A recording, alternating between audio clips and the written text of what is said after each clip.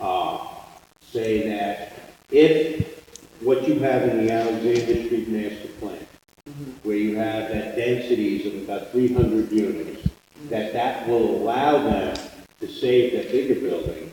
They'll demolish the northern building and save the bigger building. That's okay. So I mean, and I think that's what everybody is looking for. You see, that's what I'm trying to say. That solves a lot of our problems.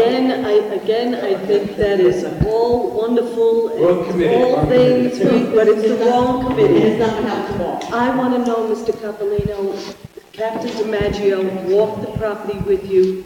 He showed you some areas that could help secure it. Are you doing it? Yes, absolutely. How soon? Well, first of all, we started Friday working on some of it. We've been working on them the last 2-3 days. The fence into the river becomes a little bit of a challenge, and I hope you can appreciate that. But I think I have an idea on how to do it. I just have to get the manpower. Can we say within X amount of days you're going to have that building secure, regardless of going to court? Well, right now, I think you have a good amount of security. I mean, with all due respect, I mean, is it perfectly secured? I'm not going to say that. All right. I'm going to try within the next week to 2 weeks to have, those things done. So 2 weeks will happen. If not 2 weeks, then we have to, the city council will act upon just No. in 2 weeks. If he doesn't have this building secured, we'll have another committee meeting. If the building's not secured based on the reports that we have here, then the city council will draft a resolution to do in the domain. Okay, but what you were saying was, once again, just to be clear, was that the recommendations that the captain made, when I finished with the commissioner on his recommendation, might be longer than this. But obviously, I can't stop you from, doing what you Well, want. I think you'll make an effort.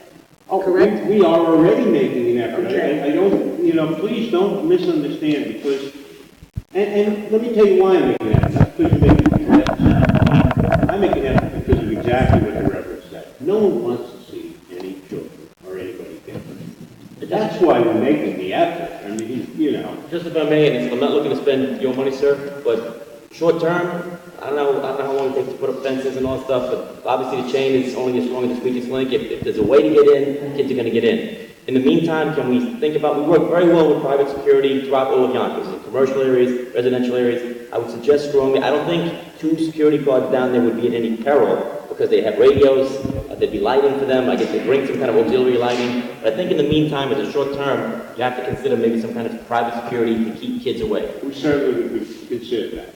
Okay, great. And then the other thing too, if I may, Madam Chair, is just to, John, can we try to get that list together and get it to the PD so that they know where these other potential buildings might be, and add them to their patrols to just keep an eye on We them? already do have it. You do? We have a building task force. Most of these buildings that you're talking about are within the 3rd and 4th precinct. We have a building task force who send out a sergeant, a police officer, and Mr. Myers, building inspectors, and sometimes the fire department. And we get complaints that, sometimes they're occupied buildings, sometimes they're unoccupied buildings. Just this last week, the fire department notified us of 7 buildings on Moore Street. We're squatting there. We went there with the building task force, and I guess my concern is if there was activity going on in the power plant, whether it was 10 kids or 100 kids, at this point it doesn't matter. I'm just concerned they're going to be pushed somewhere else, and that we just need to be vigilant that somewhere else could be some of these other buildings. So not to wait for a complaint to come in, but if they're on a patrol, and they've got to be on patrol, just to tell the men and the women, keep your eye out, because we might have pushed the bubble somewhere else. And Boyce Thompson is one of those. It's in an area that there's not much activity around it, and I could see it being a place where people are shooting up and doing whatever else because that building is not secure. I happened to be at Boyce Thompson the other day. I was driving by, teaching my daughter how to drive, actually, in the parking lot. And I saw, and I saw a couple. Now that's dangerous. And I saw 4 or 5 high school kids coming out of that building, looking a little surprised to see that I had just driven around the front of it, and they sort of scooted away like they were leaving. But they knew they weren't supposed to be there. And then we have 2 buildings, 2 houses on stop occupying those two buildings. The one across the street from the Neppan Community Center and the Stone Gray building. Okay, so we have a plan, everyone's gonna work